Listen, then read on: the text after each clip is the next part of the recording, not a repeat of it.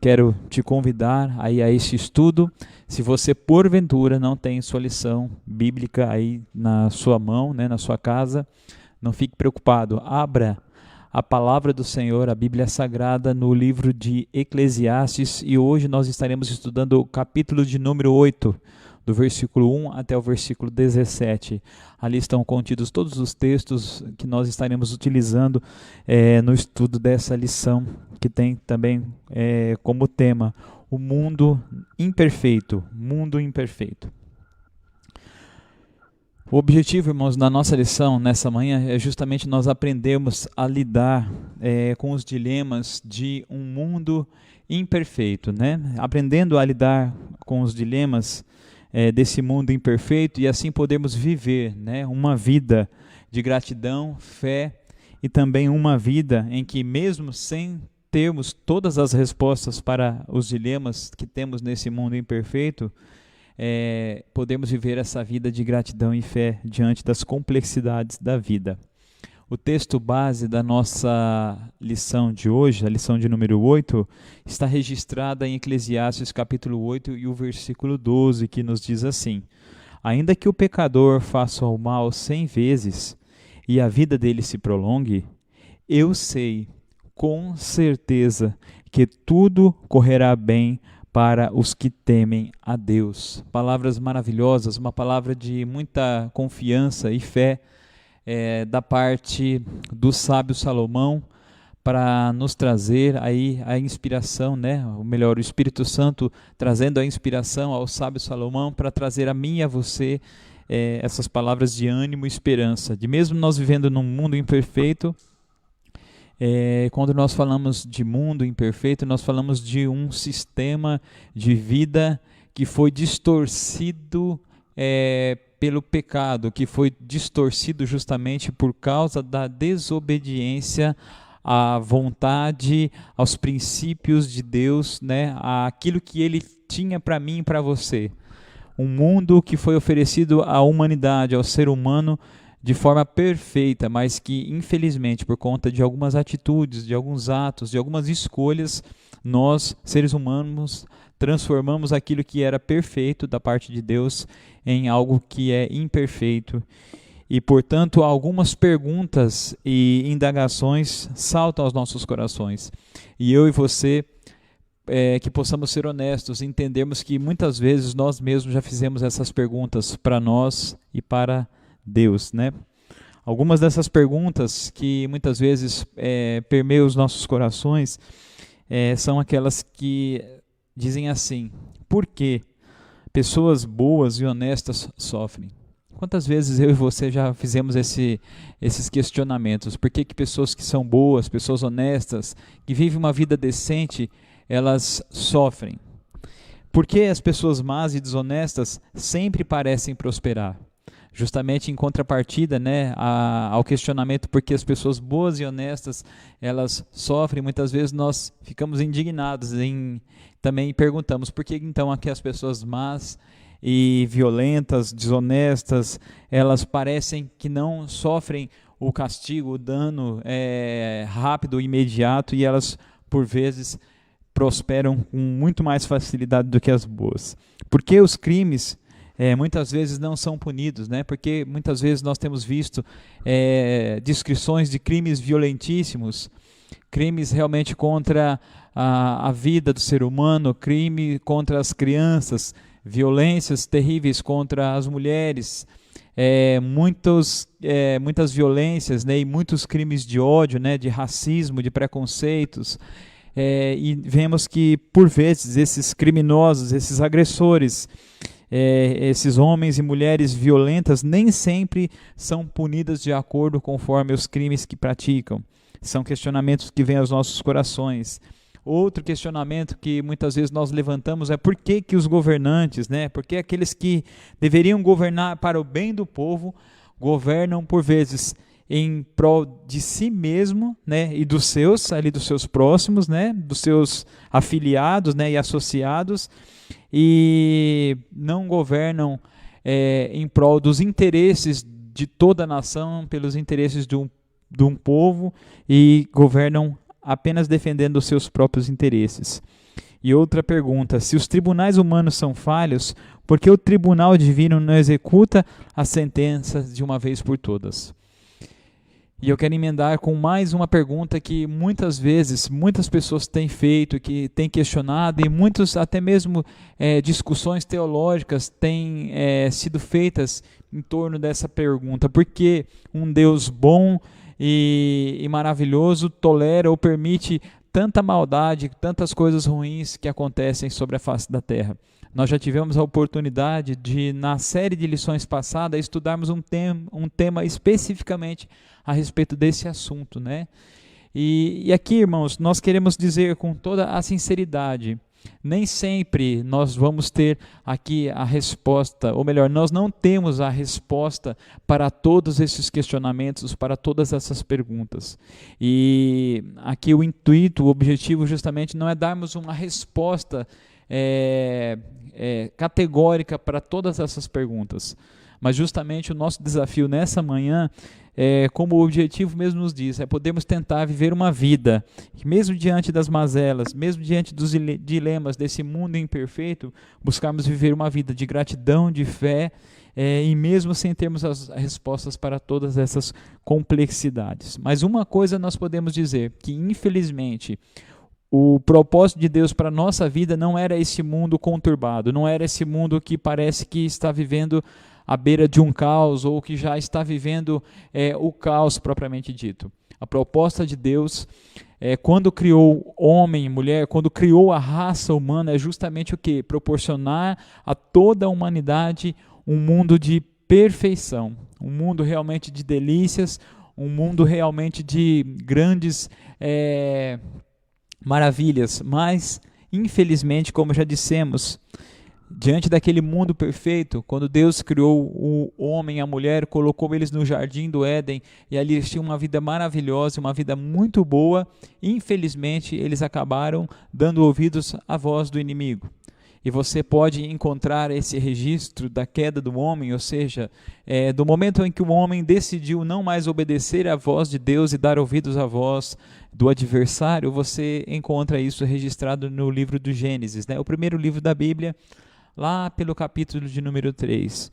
E também nós vemos o apóstolo Paulo falando, né, aos romanos, que justamente por causa dessa rebelião dos seres humanos contra o seu Criador, nós passamos de um mundo de perfeição para um mundo imperfeito. Paulo registra isto em Romanos, no capítulo de número 8 e o versículo 22. Portanto, o livro de Eclesiastes, irmãos, o sábio nos lembrará que vivemos em um mundo imperfeito, repleto dessas e tantas outras mazelas, em que temos o desafio de administrar as nossas vidas com sabedoria em meio a esse cenário complexo. Amém? Vamos então para as perguntas, irmãos, para que possamos buscar aí as respostas e quais são os segredos para nós podermos viver essa vida de gratidão, essa vida de fé, essa vida de contentamento, essa vida de confiarmos sempre na justiça de Deus, de esperarmos sempre em Deus, de sabermos que Deus, Ele sempre tem o melhor. E como disse o sábio Salomão, aqui no livro de Eclesiastes, no capítulo 8, versículo 12, nessa máxima de confiança, eu quero destacar. Ele diz assim: ainda que um maldoso, um malfeitor, ele possa cometer 100 vezes tantos males, e a vida dele se prolongue, ainda que ele possa ser mal a tal ponto de ser, vamos dizer assim, mal ao extremo, e nós entendemos que mesmo assim ele não venha pagar automaticamente ou rapidamente, ou mesmo que a vida dele venha se prolongar, e nós imaginemos que ele obtém prosperidade e sucesso nos intentos maus que ele pratica, o sábio Salomão nos deixa aqui uma resposta categórica: eu sei, com certeza. Eu quero aqui, irmãos, frisar o com certeza nesse texto. E eu acredito que é muito importante, porque ele poderia dizer: eu sei que tudo correrá bem.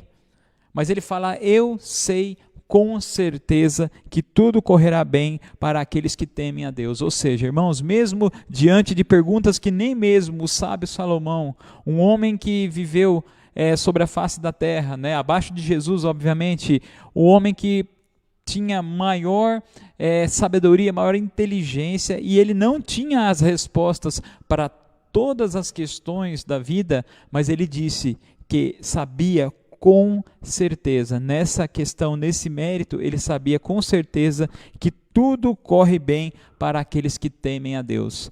E aí nós fazemos aí um link, né, com as palavras do apóstolo Paulo, registrada no livro de Romanos, né, ali no capítulo de número 8, nós vemos ali que ele fala que todas as coisas contribuem para o bem daqueles que amam a Deus, daqueles que são chamados pelo seu propósito, pelos seus decretos, pela sua vontade.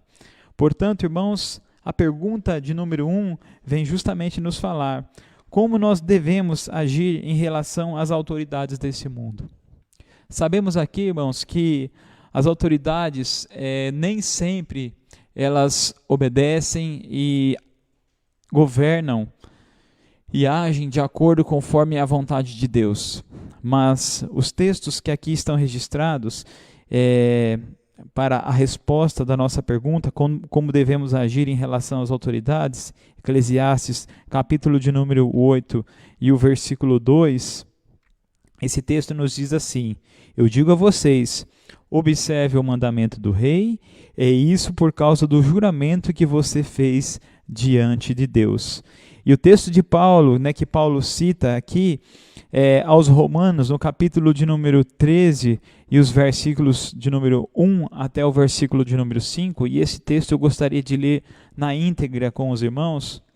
Abra aí a sua Bíblia em Romanos, no capítulo de número 13, versos 1 a 5, que diz assim, a nossa tradução na linguagem de hoje: obediência às autoridades. Obedeçam às autoridades, todos vocês, pois nenhuma autoridade existe sem a permissão de Deus, e as que existem foram colocadas nos seus lugares por Ele. Assim, quem se revolta contra a autoridade ou contra as autoridades está se revoltando contra o que Deus ordenou, e os que agem desse modo serão condenados. Somente os que fazem o mal devem ter medo dos governantes, e não os que fazem o bem. Se você não quiser ter medo das autoridades, então faça o bem, e elas o elogiarão, porque as autoridades estão a serviço de Deus para que o bem, ou melhor, porque as autoridades estão a serviço de Deus para o bem de você. Mas se você faz o mal, então tenha medo, pois as autoridades de fato têm poder para castigar. Elas estão a serviço de Deus e trazem o castigo dele sobre os que fazem o mal. É por isso que você deve obedecer às autoridades, não somente por causa do castigo de Deus, mas também porque a sua consciência manda que você faça isso. Então aqui nós vemos, irmãos, que um dos segredos para podermos viver essa nossa vida de maneira contente, grata, com fé, lidando nesse mundo imperfeito, é nós podermos obedecer às autoridades e essas que foram constituídas por Deus. Porque nós vemos o apóstolo Paulo fala que toda autoridade ela é constituída com a permissão de Deus. Não significa aqui, irmãos, que todas elas estão fazendo aquilo que Deus quer ou que aquilo que Deus deseja. Não significa isso, que Deus esteja aprovando todos os seus métodos, todas as suas ações, atitudes e obras. Contanto, é dever nosso, meu e teu, obedecermos às autoridades. O apóstolo Paulo fala, você não precisa ter medo da autoridade. Aqueles que têm medo da autoridade é porque não andam segundo a lei, são aqueles considerados fora da lei. Mas se você é uma pessoa que obedece tanto às leis do seu país, as leis eclesiásticas, as leis aí no seu trabalho, você não precisa ter medo, você não precisa temer, você goza o quê? De prestígio, de privilégio. Até o apóstolo Paulo fala, se você obedece às autoridades e você anda conforme a lei, ao invés de você ser condenado ou castigado, você será elogiado por elas. Mas aí nós também sabemos, entendemos, irmãos, que devemos obedecer às autoridades. Por quê? Porque fizemos o quê? Um compromisso de servir àquela autoridade maior que instituiu as outras. Nós fizemos um compromisso de obedecermos a Deus, de nos submetermos à sua vontade, de nos submetermos à sua autoridade. E se assim observamos a Deus, também obedecemos às autoridades que foram por ele constituídas. Um dia, quando Jesus andava pela terra, ele mais o apóstolo Pedro estavam caminhando juntos, e alguém veio questionar Jesus a respeito do tributo, a respeito do pagamento do tributo. Jesus sempre cumpriu ali as determinações e as leis dos homens. Um dado momento, o Senhor falou: Pedro, vai até lá, você vai pescar um peixe, dentro da boca daquele peixe tem uma moeda, você vai lá e paga o imposto devido para mim e para você. Num outro momento, quando um doutor da lei veio questionar Jesus a respeito de pagar tributos a Roma, né, ao império que ali estava, podemos dizer assim, dominando o povo judeu, Jesus então pega uma moeda e mostra a esfinge da moeda e pergunta para ele: quem é que está aqui na esfinge da moeda? De quem é essa esfinge, podemos dizer assim?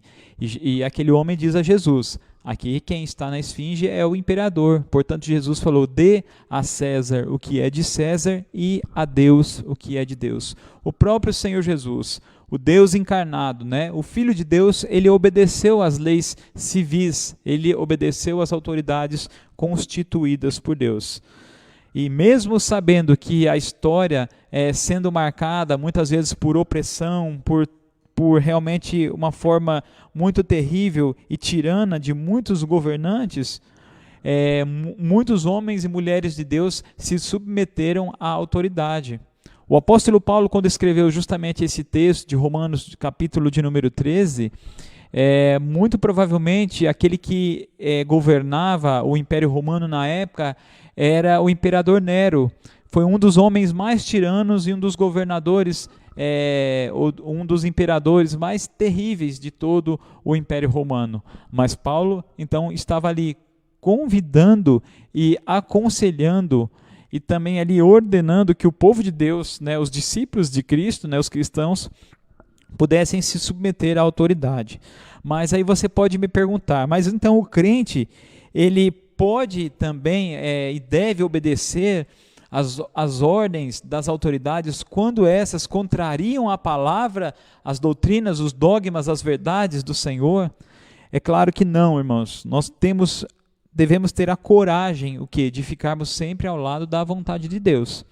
Daniel, quando foi submetido ali ao decreto de Nabucodonosor, que durante o espaço de 30 dias ninguém poderia fazer nenhuma petição ou oração a nenhum Deus a não ser ao próprio imperador, Daniel não mudou a sua rotina de servo de Deus. Ele orava e continuava orando 3 vezes por dia ao Senhor, e sabemos que assim ele foi punido, foi jogado na cova dos leões. Mas por ele obedecer a Deus e dar ouvidos à voz do Senhor, o Senhor então ali mesmo na cova dos leões livrou Daniel da morte. O apóstolo Pedro também, quando foi interpelado por aqueles homens, depois que ele havia, através do poder de Deus, curado o cego, ali o aleijado da Porta Formosa, e nós vemos ali que Pedro, então, naquele discurso dele, ele disse: importa, portanto, obedecermos a Deus e não aos homens. Então, o crente precisa ter a coragem de defender aquilo que é certo. É legítima a desobediência civil apenas quando obedecer às autoridades implica em desobedecer a Deus. Ou seja, a única desobediência que é lícita, irmãos, conforme a palavra do Senhor, é justamente quando obedecer às autoridades do nosso país, quando contraria a vontade e os mandamentos do Senhor. E assim deve ser a nossa vida nesse mundo incerto, irmãos. Mesmo diante das corrupções do governo, porque muitas vezes você fala: mas eu tenho que pagar o imposto e devo devolver o imposto ao governo, mesmo sabendo que ele desviará o nosso dinheiro, mesmo sabendo que ele vai usar o dinheiro de maneira ilícita. Sim, é nosso dever, irmãos, obedecermos aquilo que foi instituído ao nosso respeito, mesmo que nós saibamos que eles não vão administrar da melhor maneira possível, mas você sabe que você sim estará cumprindo a vontade de Deus. E para aqueles que cumprem a vontade de Deus, é como disse o sábio Salomão, eu tenho certeza, eu sei com certeza que tudo correrá bem para aqueles que obedecem a Deus. A segunda pergunta nos diz que existem algumas contradições presentes no mundo, e ela nos faz a seguinte questionamento: quais são essas contradições presentes no mundo que são observadas por Salomão? Por que elas são perigosas à fé e qual deve ser a certeza daqueles que temem a Deus? Após-se aí no item 2, melhor dizendo, e em Eclesiastes, no capítulo 8, versos 9 a 14, e no Salmo de número 73, e o verso de número 1 até o verso 16. Nós vemos aqui, irmãos, que realmente existe muitas injustiças no mundo, que nós já citamos a vocês.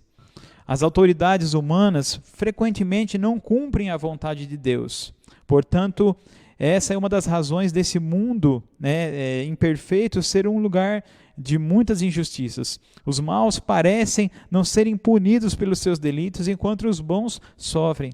Aliás, o que não faz o menor sentido para Salomão é que os perversos possuem uma vida longa e aparentemente tranquila, e mesmo quando morrem são elogiados e recebem honras, enquanto aqueles que praticam o bem, por vezes, são esquecidos. Essa é a matemática do mundo, irmãos. Essa é a lógica desse mundo imperfeito e contraditório. Mesmo que nós sabemos que existem muitas injustiças, as suas injustiças, as suas mazelas, pode muitas vezes distorcer a nossa visão de justiça. Mas quem teme a Deus sempre tem aquilo que é melhor. Nós vemos aqui, irmãos, que o sábio Salomão também, na sua observação da vida, ele observou que muitas pessoas que faziam mal aparentemente prosperavam, iam bem, tinham saúde, gozavam de prestígio, de popularidade, e assim é até hoje. Infelizmente, nós vemos que isso é uma realidade nos dias atuais. Temos aí políticos corruptos, políticos que não respeitam o seu cônjuge, políticos que realmente fazem aquilo que não deve ser feito e muitas vezes são aí exaltados. Não somente os políticos, nós vemos aí a classe dos artistas, dos esportistas, dos jogadores de futebol, que muitas vezes dão um mau exemplo, ensinam coisas erradas às crianças, aos jovens, aos adolescentes, têm colocado aí, desculpe essa expressão, irmãos, goela abaixo, as pessoas, vamos dizer assim, os seus ensinamentos errados, pregando aí contra o casamento, contra a família, contra os bons costumes, e muitas vezes eles são aplaudidos, são reverenciados, são elogiados, são considerados como intelectuais, como pessoas sábias, entendidos nesses assuntos, E nós vemos que, por vezes, eles têm uma vida tranquila. Muitos até blasfemam do bom nome do Senhor e também dos servos do Senhor.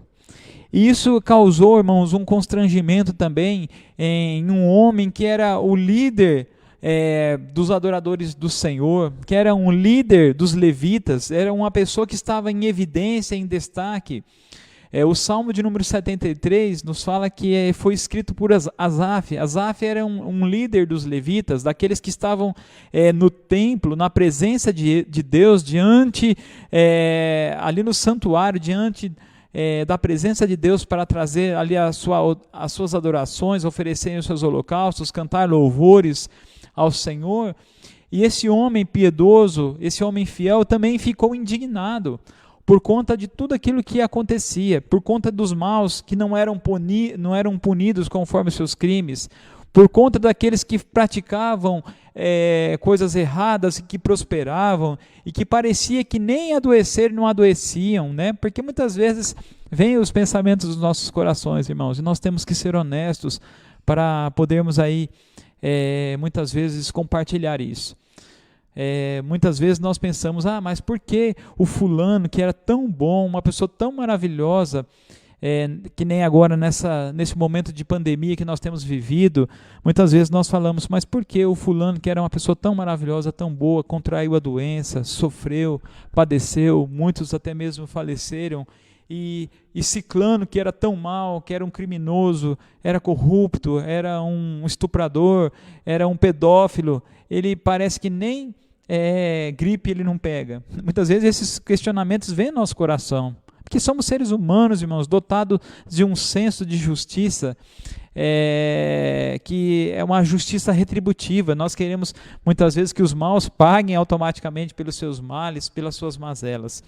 Mas nós temos que entender que, diante disso, irmãos, o salmista, Asaf, não enxergava ainda que Deus estava no controle, mas quando ele entrou na presença de Deus, e isso a partir do versículo 17, você pode ver ali no Salmo de número 73, você vê que quando o salmista parou de colocar a sua visão apenas na superficialidade desse mundo, quando ele tirou a sua visão apenas da justiça humana, que foi considerada por Jesus como trapo de imundície, Jesus mesmo falou que a nossa justiça, ela é considerada como os trapos de imundície.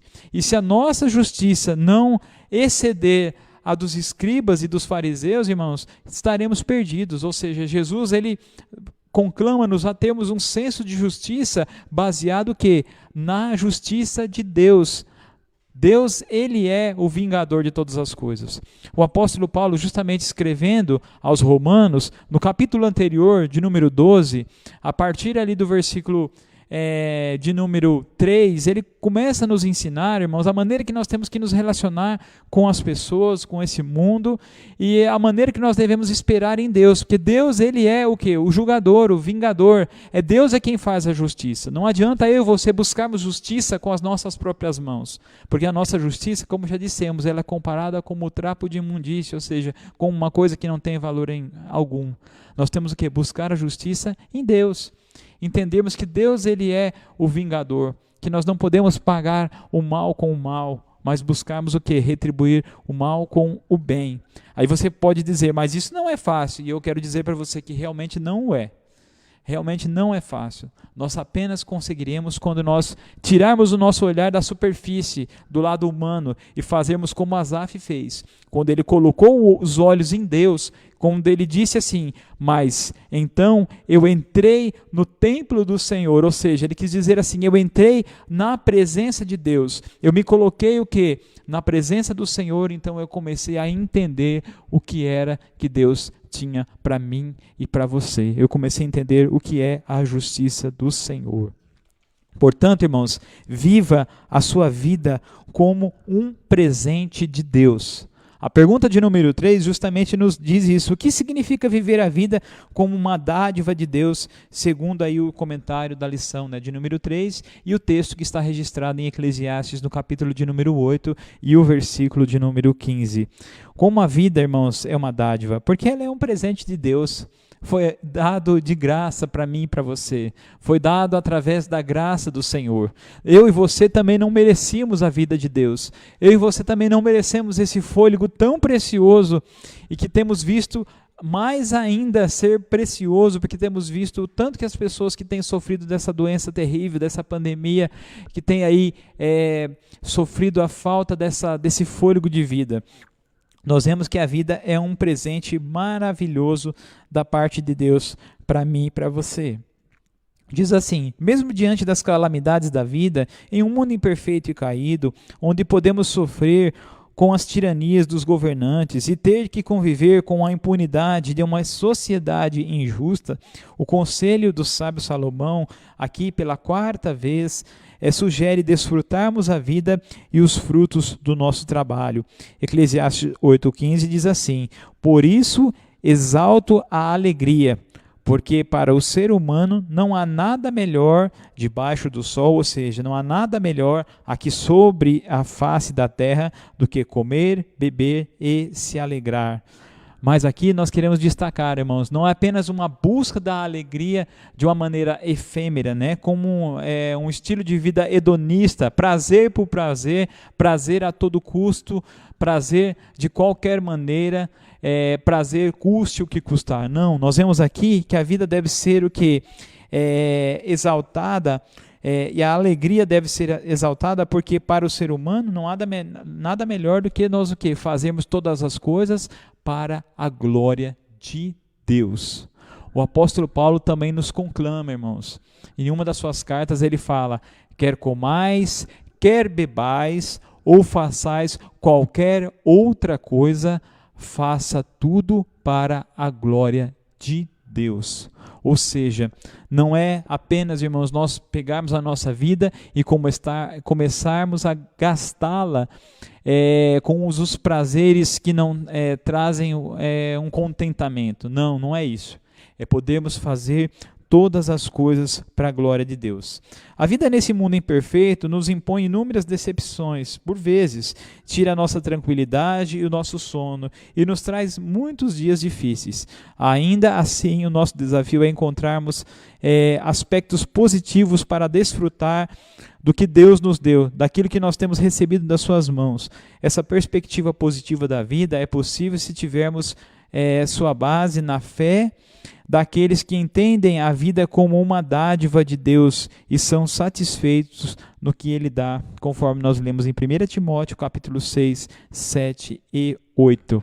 É aquela questão, né, irmãos, de nós olharmos para o copo que está, vamos dizer assim, pela metade, e o nosso olhar pode o quê? Fazer-nos pensar, esse copo está meio vazio, ou esse copo está meio cheio. Você tem que olhar sempre a vida com um olhar positivo, irmãos. Você sempre tem que olhar, Senhor, mesmo que eu ainda vejo que há muita injustiça nesse mundo, mas graças a Ti que tem nos dado vida, que tem nos dado o alimento, tem nos dado a moradia, o vestuário, tem nos dado o trabalho, tem nos dado a saúde e tem nos sustentado na Sua presença. Portanto, irmãos, por vezes temos perguntas sem resposta. Muitas perguntas nós gostaríamos de responder, mas nem todas nós poderemos responder. Se nós não conseguimos responder, irmãos, até mesmo o sábio Salomão, ele não pôde responder. Quanto mais nós não temos todas as respostas para dar a cada um dos irmãos. Por quê? Porque nem todas as respostas, irmãos, foram nos oferecidas por Deus.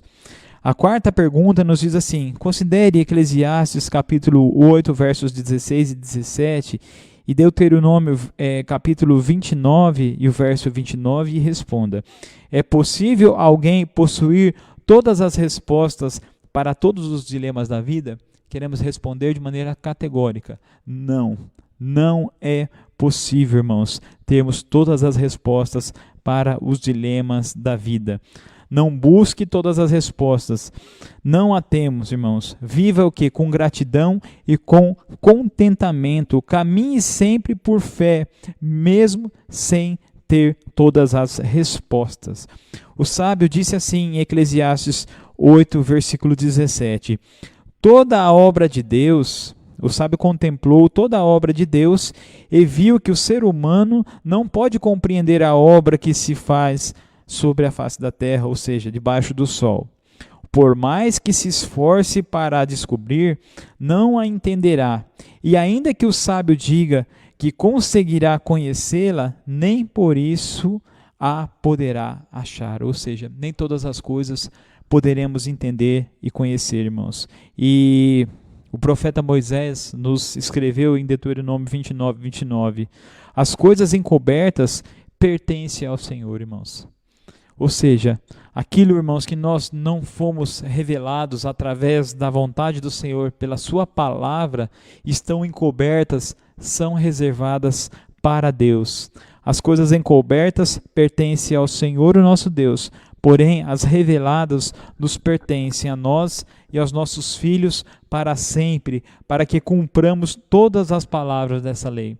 Aquilo que está encoberto é para Deus, mas aquilo que nos determinou, cumpramos, irmãos. Nós, nossos filhos, nossa família, aqueles que estão perto de nós, aqueles que nós podemos orientar, instruir, trazer. Portanto, irmãos, a vida da pessoa sábia, justa e temente a Deus não é caracterizada por descobrir todos os enigmas da vida. Longe disso. Nós andamos, a nossa vida, andamos por fé e não por vista, conforme o apóstolo Paulo mesmo nos disse. Andamos pela fé, além dos limites da nossa própria razão. Não que nós neguemos a razão, irmãos. Não que nós neguemos as coisas da ciência, não. Nós unimos o quê? A razão e a fé. Mas aquilo que a razão não pode trazer a explicação concreta, nós o quê? Vivemos pela fé. Porque sabemos que a fé é o quê? O firme fundamento, ou seja, é o alicerce das coisas que se esperam e a prova, sim, daquilo que se não vê. Glórias ao nome do Senhor.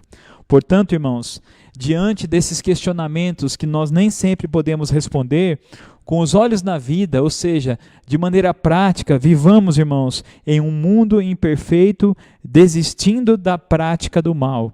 Em um mundo imperfeito, desista de praticar o mal. Mesmo diante desse mundo imperfeito, não imagine você ou eu que nós vamos consertar as coisas dizendo assim, bom, se o governo é corrupto, eu não tenho por que ser honesto. Se aquele homem pratica tal coisa, então eu vou praticar contra ele também isso, porque é olho por olho e dente por dente. Não é assim, irmãos. Não é assim que a palavra do Senhor nos ensina. Não é assim que Jesus Cristo ensinou aos seus discípulos, lá naquele sermão maravilhoso, no início do seu ministério terreno, que é intitulado como o Sermão do Monte. Jesus disse assim, lá no passado vocês ouviram que era olho por olho, mas hoje não. Hoje eu digo que vocês têm que viver o que? A maneira conforme as doutrinas do reino que eu vi aqui inaugurar e trazer para que vocês vivam. Vocês não devem mais pagar o mal com o mal, vocês devem pagar o mal com o bem. Por mais difícil que isso pareça a nós, como seres humanos limitados, pecadores imperfeitos, irmãos, nós temos que buscar isso para a nossa vida. A sentença contra a maldade demora muito a ser pronunciada, por isso o povo se acostuma a viver com a impunidade. Isso quem disse foi o sábio Salomão em Eclesiastes, capítulo de número 8 e o versículo 11.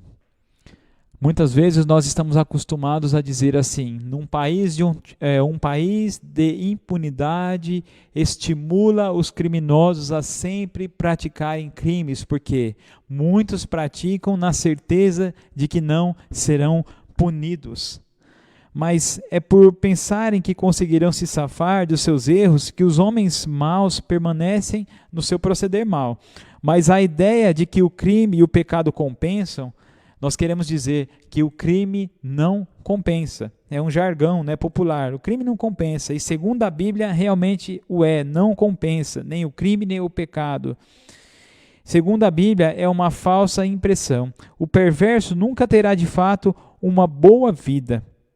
Não podemos justificar pecados argumentando que o mundo é imperfeito. Ou seja, é aquilo que nós dissemos. Não podemos justificar um erro usando um outro erro. E eu gostaria de ler com os irmãos Eclesiastes, capítulo de número 8 e o verso 12.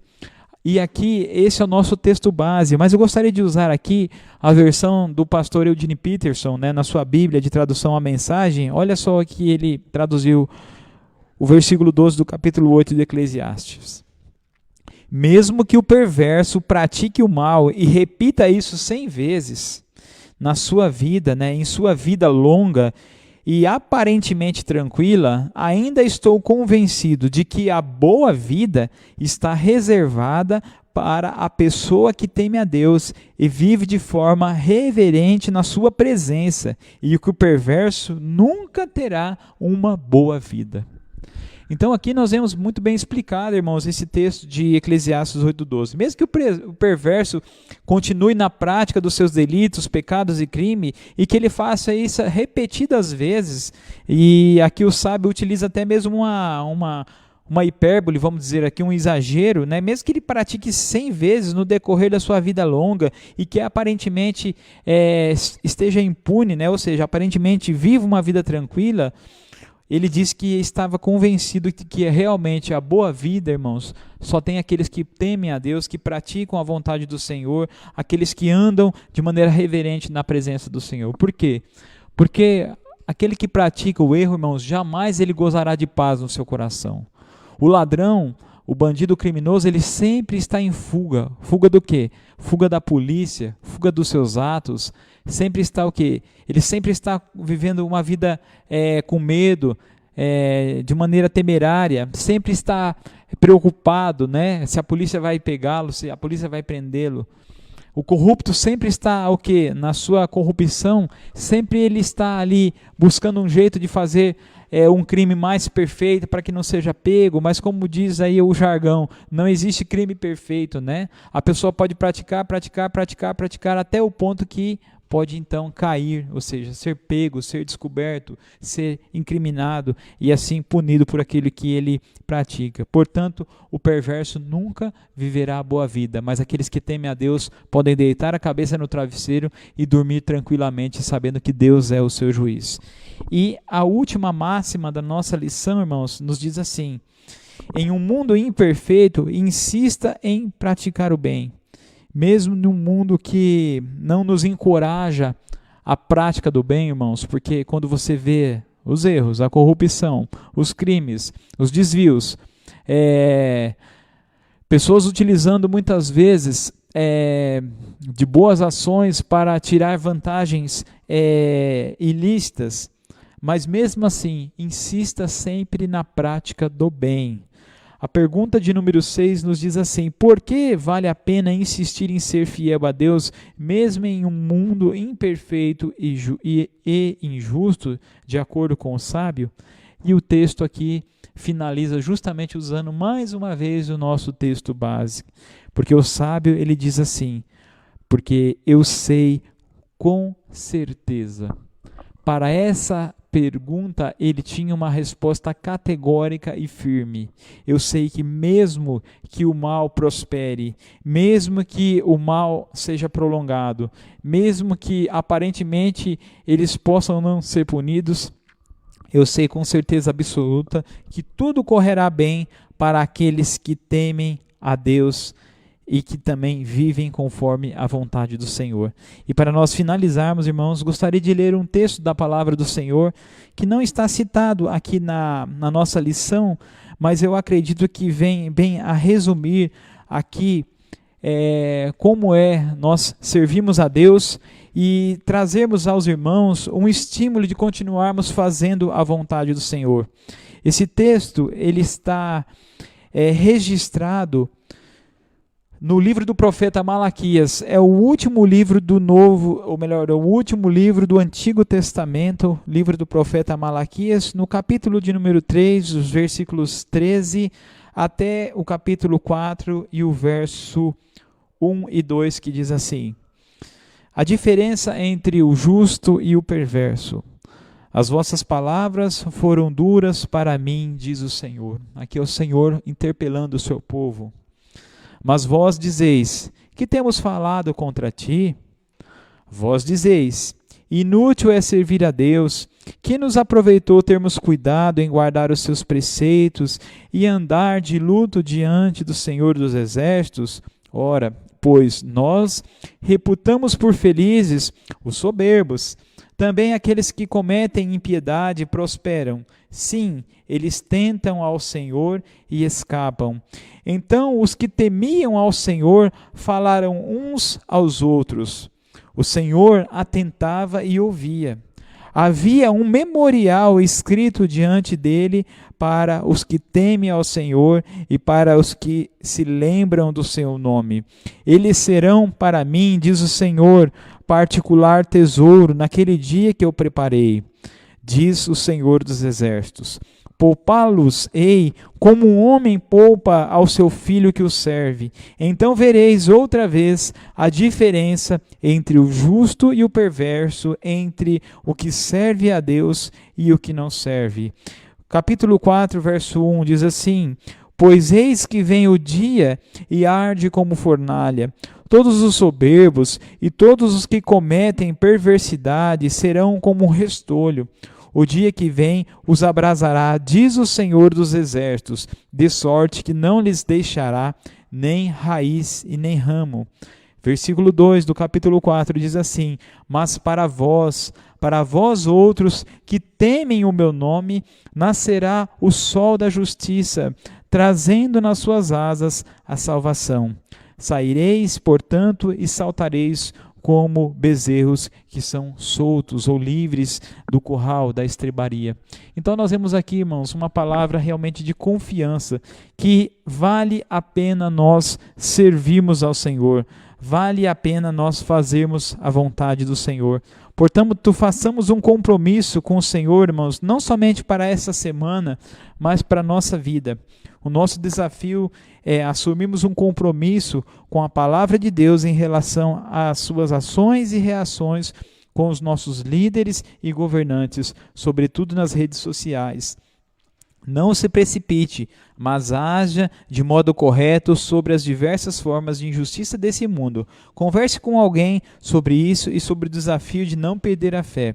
Além disso, sugerimos um exercício espiritual e diário que pode encher o seu coração de gratidão. Tente enumerar as coisas boas dessa vida que Deus lhes dá, como a família, o trabalho, amigos, os divertimentos, e recuse-se a viver reclamando de tudo e de forma pessimista. Decida ter uma visão mais positiva da sua vida com base na fé que você tem em Jesus. Amém? Que Deus nos abençoe, irmãos. Até o próximo sábado com a lição de número 9, Encarando a Morte. Que Deus nos ajude, nos abençoe. Amém.